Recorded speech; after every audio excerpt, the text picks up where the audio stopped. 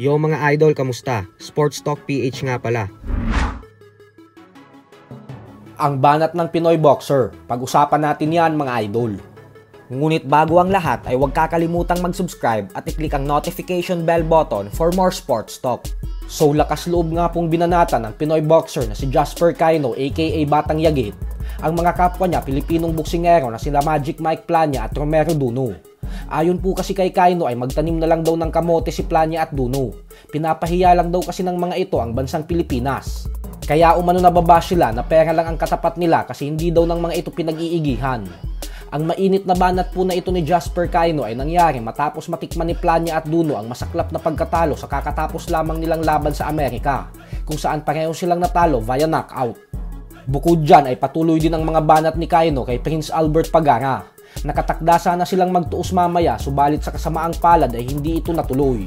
Gawa ng humihingi ng mas mataas na bayad o talent fee si Cayno. Banat ni Cayno na buti na lang daw ay umatras si Pagara sa kanya. Kasi kung hindi ay sa kangkungan umano si Pagara pupulutin. Kahihiyan daw kasi ang aabuti ni Pagara pag nagtuos sila. 100% daw kasing sigurado nagagapang si Pagara sa kanya. Para naman po sa mga hindi nakakakilala kay Cayno, ay may kasalukuyang record ito sa professional boxing na isang panalo at 8 losses. Ang masasabi ko lang naman, update ko kay Albert Pagara. Yan, si Albert Pagara po umatras. Yan ang totoo, umatras po si Albert Pagara.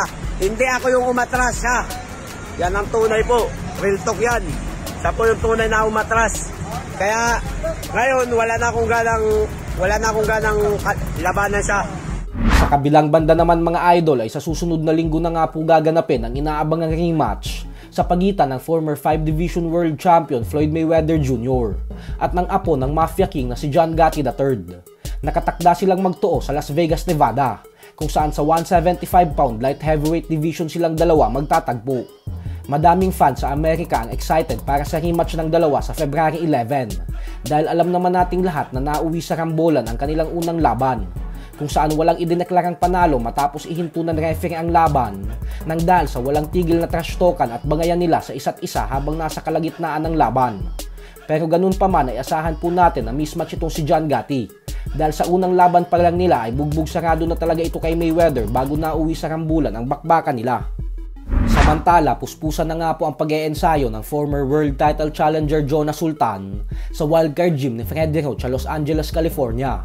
Ito po ay dahil papalapit na ng papalapit ang laban niya kontra sa Japanese fighter na si Rico Masuda na gaganapin sa Japan ngayong buwan sa undercard ng world title fight ni former IBF Super Flyweight World Champion Jerwin Ancajas at ng current WBA Bantamweight World Champion Takuma Inoue. Suportahan po natin ang mga pambato natin dito dahil mga bigating laban talaga ito para sa Philippine boxing. Ang laban ni Ancajas ay ang susi upang magkaroon ulit tayo ng Pinoy World Champion. So hanggang dito na lang po muna tayo mga idol. Sports Talk